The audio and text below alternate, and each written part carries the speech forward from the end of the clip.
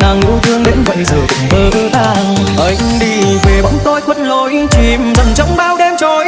Thương thì thương vậy thôi sao giờ con tim vỡ đôi. Em ơi anh buồn anh nhớ anh mắt nụ cười em đang nơi đâu. Sau đôi bờ mi anh buồn trong cô liễu.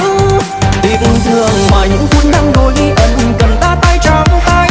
Sao giờ đây lẻ loi chỉ mình anh trong men say. Thôi đừng rằng lòng ta quên đi em, hiện đêm này ta quên đi em. Ngày mai bình yên sẽ về quên đi em.